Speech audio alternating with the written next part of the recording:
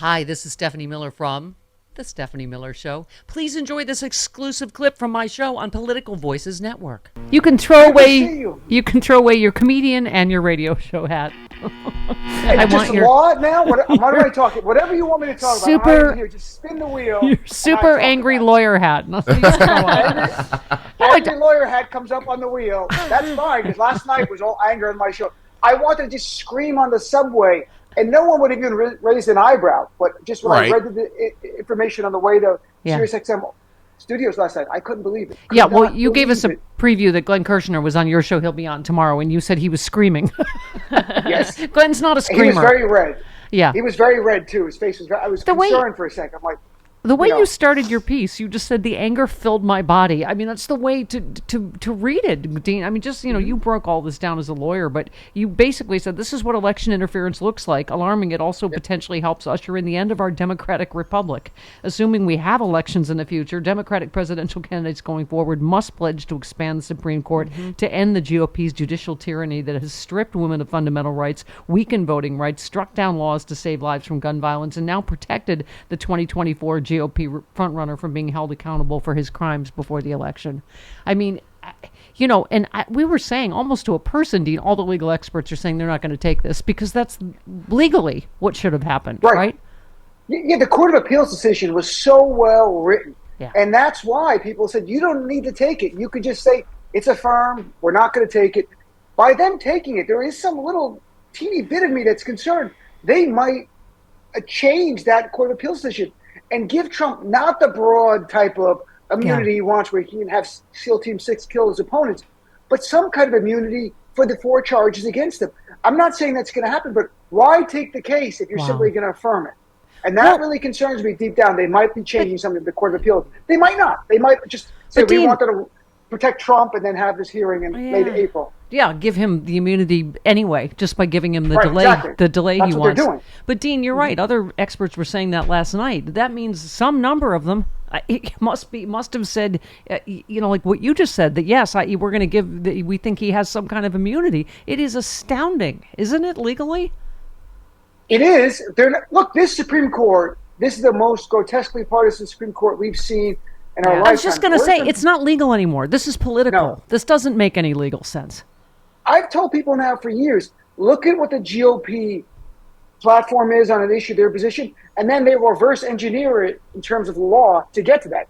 That's what they did. They did it in a union case with Janice a few years ago to strike that, make it harder for unions to do their job, to Roe v. Wade, to the gun case here, the Bruin versus New York case from about 2 years ago. One after the other, making it harder for the federal government to regulate, to ensure we have clean water and clean air. They don't even want that because it cuts into the profits of the corporations that fund the super PACs and Republicans. This is like corrupt. If you read about the Supreme Court like decades ago, it's for sale or something. This is unbelievable what we're living through right now. And the idea of delaying the trial, and that's what they're doing. They're delaying the trial to probably the fall, if not beyond the election, to be blunt. It's more likely beyond the election, but there's a teeny chance it happens in the fall. It's the immunity he wanted. You're so right. It's the immunity he wanted without saying it in terms of law, but doing it in terms of practice by delaying the case so we can't have it before the election. Well, and Dean, you made a point in your piece that a lot of people have been making. To claim this is expedited, quote unquote, is undermined by how they recently handled the appeal of the Colorado, court decision that disqualified him from holding office because of the insurrection, clause. You said in that case the courts agreed to take the appeal on January 5th. Was that hearing 2 months later? No, it was 30 days later.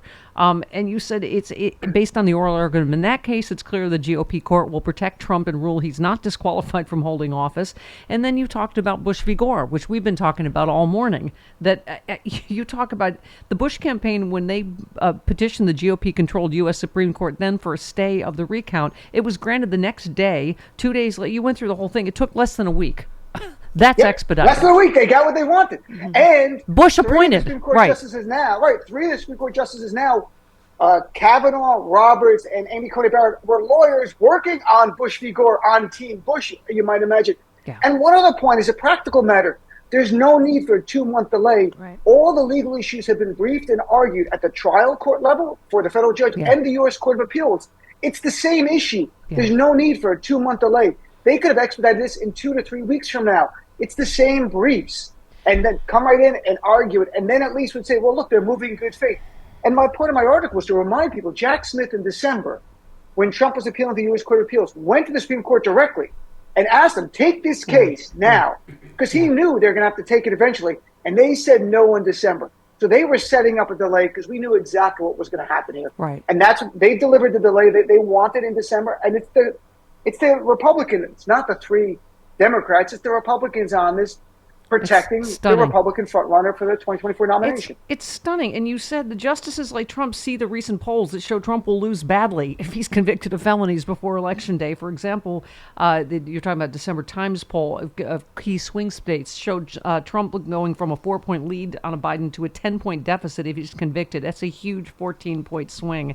And you said this is partisan election interference, period, Dean. Yeah, that's what this is. They see that too. They live in the real world. They're Supreme Court justices, but they don't live in a bubble in some kind of like special place where they don't hear the news. They see this as well. I'm curious to see what the questions will be. It could end up being 9-0 against Trump, but we'll get the decision when. Look, they expedited the 14th Amendment case. That oral argument was almost a month ago at this point. So even if they did this quickly, we're talking about a decision late May, early June, and then he gets to get at least 3 months to prepare, because that's due process. He's guaranteed that, because that's what Judge Chutkan said he needed. They would have the March trial date, and they paused the underlying case in December. He'll get the 3 months. That's what brings us to September. And the question is, will a federal judge have a trial of the Republican nominee in September? Jury selection, you have the trial. Yeah. They might not even have a verdict by the time we actually have the election, or right around it.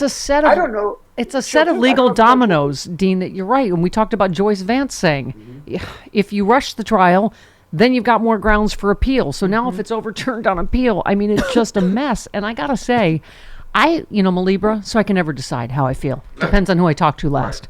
But I've tried to be fair about Merrick Garland, but you've been way early on. Yeah, he's like, no, you've been way. I mean, don't because now we've had the Hunter Biden prosecution, we've had the Bob Hur thing, but because I was, we were talking about Allison Gill's been talking a lot about that. It took them forever to confirm Garland, and then there was a lot of Trump appointees in there that C-blocked him, and some of that is valid. But you're right; it doesn't take a lawyer to go, what the actual F? How could this is exactly what we were trying to avoid. Right? Merrick Garland was confirmed in March 2021. 2 weeks before Merrick Garland was confirmed, Donald Trump made his first public appearance at the January 6th, spoke at CPAC, and the headlines were he's teasing a 2024 run. At that point, Merrick Garland should have simply appointed a special counsel, because it was clear the guy who gave him his job, Biden, was going to run against Donald Trump. To me, that was the greatest failing of Merrick Garland. The delay of a year to investigate Trump, which is now documented by the New York Times, Washington Post, inexcusable. But also, to me, he should have known himself. He's a judge for 20 years, not really a prosecutor. He didn't want to investigate the leading political candidate against the Democrats. I understand that. Pick a special counsel then, not wait 2.5 years to do that. So to me, the greatest failing of Merrick Garland was not doing that. I don't in any way say he's corrupt or sinister or he's a Republican trying to help them. No, he's just too timid. He really wanted to stay out of it. He wanted to stay out of it. He thought Trump would go away. I think most people really thought the guy would disappear.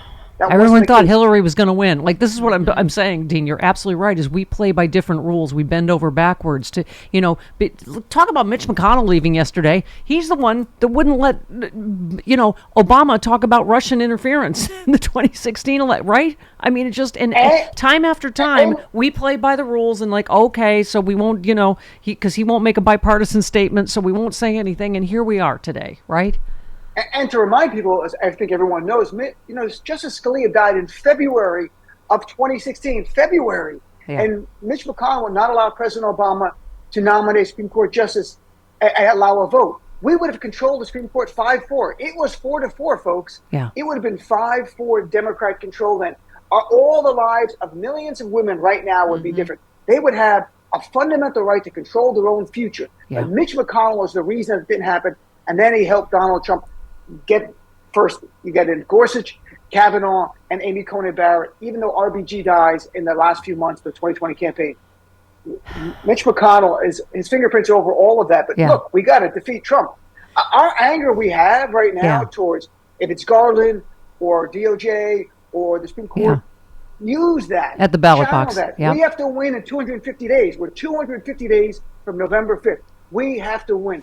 We are the ones that are going to save our democratic republic from the fascists of MAGA. That's why I love how you ended your piece, Dean, because you're right. They're going to hope it turns into hopelessness and despair and depression for us. And you said you should be angry, very angry, but we now must channel our anger into defeating Trump. And I've repeatedly said we can't count on the courts, Jack Smith, or anyone else to save our nation from Trump. It's up to us. And come November 5th, we will do just that. Thank you for your happy clappiness on that, because... I feel good. Thank you. I know. I mean, Dr. Doom said that. I feel weirdly optimistic. I mean, honestly, the best case scenario is he loses again in a landslide, and then the trials go forward, and he still goes to prison. And we get justice. But it's a long time coming. I mean, let's just March 25th. Don't forget one quick thing. March 25th, the New York trial here, which is an election interference case, that is going forward. Yes, it does not look like that's going to be delayed. He will be a convicted felon by probably early May. Yeah. I'm not kidding you. Yeah. Donald Trump will be a convicted felon, state crimes, not federal, by probably early May. So speaking of Russian interference, which was brought up because of Mitch McConnell and, obviously Moscow Mitch, as we call him. Mm-hmm. But interesting, Allison Gill said all this discussion about Russian election interference in 2024 alongside breathless reporting of an unremarkable, uncommitted campaign against Joe Biden, and no one's putting two and two together. Fascinating. She said, let me be clear, I'm not saying Russia invented the uncommitted movement, and I'm not saying uncommitted voters don't have a valid and real concerns. I'm saying Russia has a long documented history of exploiting these fissures. It's what they do. And that's exactly what happened in 2016. So I know you wrote another piece about the uncommitted, because you're obviously are part Palestinian. You have a very specific and understandable and emotional point of view about this. And can I just say quickly, Dean, I've said this to Chris, is that Jody and I use the word patricending, that we feel like a lot of men have been very patricending. Just calm down paternalism about Roe v. Wade, about all this. I don't want to take that tone with voters that have an issue that is very, very emotional and personal to them, like it is for you, to go, oh, they're there now, they'll come back in November, oh, it's okay. I understand it's life and death. It's a really important issue. So I want to put that out there. But just talk about, in the light of what happened yesterday with the Supreme Court, just how you're feeling about the protest vote against Biden. I think, look, that was an important vote. The idea of smearing it as Russian propaganda is despicable to me. I have to be honest with you. But that's I think Russia is in social media, ginning up anything that are differences between Americans. So they're in all of it. Anti-vax, racial issues, the Middle East. The idea that Arabs and Muslims are not allowed to speak out is really what I'm getting a message from some fellow Democrats. I have to be honest with you. And I think, first of all, they're oblivious to one big thing. It's not just Arabs and Muslims. In my article I wrote, I have a new one from msnbc coming out. I got it. The coalition that wants a ceasefire and wants President Biden to do more, and he is working at it, and that's the truth. And his tone has changed, as I know. So there's some good movements here, and that's really good. But the coalition, as James Carville, who's not a big liberal, he's like a moderate Democrat, was on MS and CNN saying, Biden, I don't think he gets it. He goes, this is the Democratic base. It's tearing the Democratic Party apart. Just 2 weeks ago, the AME Church, one of the biggest black denominations in the country, called for a ceasefire and to stop military aid to Netanyahu. Weeks before that, more than 1,000 black ministers, these aren't kids on TikTok, black ministers, saying President Biden has to do more. And they talked about, and they were in swing states like Georgia, their concerns that black voters were not going to vote for Biden because of this. Now, look, we are 250 days away. Things are going to shift. There's a big coalition of people. When they watch Gaza and we look at our morals, our values as Democrats, it's not consistent. It truly is not. The bombing, the killing, it's not. Hamas' terrorist attack, horrific. The idea that, and we would never support, I would never defend Hamas. They got to release the hostages. I mean, it's just, it's, this issue. Let me just. Right, and Hamas offered that in their last deal, and Netanyahu said no, because he didn't like the idea of Netanyahu's awful. Right, but I'm saying, it's not like. Let me we have another segment. I don't want, because I know people are going to say, go ahead. Right. You had a meeting with Secretary Blinken, you were telling us during the break. Just talk to us about that and whether you think there is a possibility for a ceasefire soon. I think the meeting was in late January. I was invited along with 7 other Palestinian Americans to the State Department, and with Secretary Blinken and a few others of his staff. But it was a listening. He spent 90 minutes listening. Yeah. Most of the people there had lost family members. 20, 30 family members in Gaza. And some showed pictures of their family killed by U.S. weaponry used by Netanyahu's military. And I'll tell you, Secretary Blinken, very empathetic and compassionate. And that was when he was about to go to the Middle East, and he thought a ceasefire was going to happen in a week. That was a little over a month ago. It's clear from the press release afterwards that Netanyahu was the reason it didn't happen. He has his demands. He's the leader of his country. He has his demands. But the result is Biden was very frustrated. That's why we saw stories about President Biden calling Netanyahu an A-word, a-hole, yes, a-hole. and impossible True. to work with. True. But I think this time, and I haven't spoken to the State Department since, I think this time they're going to be closer. Ramadan starts the end of next week. Yeah. They want a ceasefire. I think we're going to find a temporary one that hopefully leads to a long secession of end of violence and the end of Hamas through economic strangulation, not the strangulation of the people of Palestine, not the 2 million in Gaza who are just starving, literally starving, chasing airdrops of humanitarian aid from Egypt, Jordan, France is involved, UAE.